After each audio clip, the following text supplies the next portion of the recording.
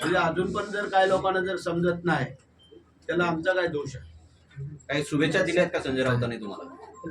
मला नाही देऊ शकत. तसं राजकारणामध्ये काल एकमेकाला शिव्या देणारे उद्या ते एकमेकाच्या गळ्यात गळा घालून पण पाहायला मिळतात. गळ्यात गळा घातला तर तुम्हाला आवडेल का? आम्हाला काय फरक पडणार? त्यांची स्तुती तुम्हाला उधळली गेलेली आहे, त्यांना चांगलं म्हटलं गेलेलं आहे, कसं बघताय? त्यानंतर आता सुप्रिया सुळेने देखील स्तुती समोर उधळलेली आहे. राजकारण हो. आणि खेळ त्या दोघांमध्ये कधी काय घडेल हे कोण सांगू शकत नाही आहे. त्याच्यामुळे काही कारणास्तव जर चांगलं काम केलेलं आहे, जर त्यांना वाटलं पटलं म्हणून कदाचित त्यांची स्तुती केली असतील, त्यात गैर आणि चुकीचं संजय राऊतांच्या काही शुभेच्छा आल्या का? एकनाथ शिंदेवरची टीका केली आहे तिथेच. तेच तर खरं आहे ना. अडचण तिथंच आहे. जर गिरे तो भी टांग उपर म्हणजे अजून पण जर काही लोकांना जर समजत नाही त्याला आमचा काय दोष आहे? काही शुभेच्छा दिल्यात का संजय राऊतांनी तुम्हाला? मला नाही देऊ शकत. सर, पक्षफुटीनंतर शरद पवार आणि भुजबळ हे एकत्र येणारे एकाच मंचवर, कसं पाहताय? तो आजचा तिथला कार्यक्रम आहे आणि कार्यक्रमाच्या अनुषंगाने असं आधीमध्ये कधी घडतं. ते घडलं म्हणजे सगळं जोडलं असं होत नाही, परंतु तो कार्यक्रमाला दोघं तिथं निमंत्रित आहे आणि त्याच्यामुळे त्यांना जाणं गरजेचं असल्यामुळे ते झालं. राजकारणात आणि तुम्ही म्हणालात की खेळामध्ये काहीतरी होत असतं, त्यामुळे जर काही घडू शकतं, कधीही काही घडू शकतं. हरणारा संघ पण विजय होतो आणि विजय होणारा संघ पण हरतो. तसं राजकारणामध्ये काल एकमेकाला शिव्या देणारे उद्या ते एकमेकाच्या गळ्यात गळा घालून पण पाहायला मिळतात. हे गेलं अनेक वर्षाचं आपलं उदाहरण आहे. हे काय वेगळं तुम्हाला तरी सांगायची आवश्यकता मला वाटतं. त्यांनी जर गळ्यात गळा घातला तर तुम्हाला आवडेल का? आम्हाला काय फरक पडणार? आम्हाला त्यांच्यासोबत यायला. हे बघा, काही अशा काही गोष्टी असतात, काही आजच नाही सांगू शकत. म्हणजे पहिले आम्ही दोघंच होतो, तिसरे नव्हते आमच्या बरोबर, ते पण नंतर आलेच ना, का थांबलेत? पण राष्ट्रवादीच्या मंत्र्यांनी जसं काल म्हटलेलं आहे की शरद पवारांनी आमच्यासोबत यावा, तुम्हाला वाटतं असं की उद्धव ठाकरे सुद्धा आमच्यासोबत यावा, आमच्यासोबत त्यांनी चालवावं? आमचे नेते विचार, जो शिंदे साहेब विचार करते त्याला आमचा पूर्ण पाठिंबा असेल. गोगावले साहेब, तुमच्या दालनामध्ये उपमुख्यमंत्री एकनाथ शिंदेचा फोटो आहे, मुख्यमंत्री देवेंद्र फडणवीसांचा फोटो आहे, उपमुख्यमंत्री अजित पवारांचा फोटो दिसत नाही. तो नव्हता ना. पहिली विचार आमचे दोघांचे झाले आणि नंतर तिसरी झाले.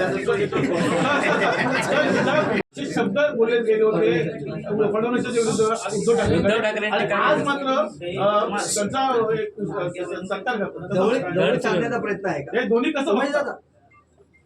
तुम्ही राहते की मी राहतो, हे शब्द तर मी तुम्हाला मगाही सांगितलंय की एकमेकांना शिव्या देणारे पण दुसऱ्या दिवशी आपण गळ्यात करणारे पाहतोय. त्याच्यापेक्षा अजून दुसरं काय बघायला? पण तुम्हाला लाडकी बहीण योजनेमध्ये आता छाननी केली जाणार आहे, काही नावं कमी करण्यात येणार आहे. मात्र विरोधक असं म्हणतात की फक्त निवडणुका तोंडावर ठेवून योजना चालवली आणि आता नावं कमी करण्यात येत आहेत. आमचं काय म्हणणं आहे, जी खरी वस्तुस्थिती पण तुम्ही लोकांनी सामोरं द्या. जर ज्या निकषामध्ये ज्या बसणाऱ्या त्यांना आम्ही नाही ना वगळणार, पण निकषाच्या जर बाहेर जात असतील, एखाद्याला समजा 5 लाख रुपयाचं, 7 लाख रुपयाचं, 10 लाख रुपयाचं इन्कम असेल तर त्यांना पण द्यायचं आणि 2.5 लाखाच्या आतमध्ये त्यांना पण द्यायचं. हे योग्य वाटत नाही. पण त्याच्यापेक्षा जे काय राहिलेल्या आहेत बिचाऱ्या, अजून बऱ्याचशा महिला राहिलेल्या आहेत, मग त्यांना जर ते जर पोच झालं तर अत्युत्तम. चुकीचं आहे असं नाही आहे, असं नाही आहे.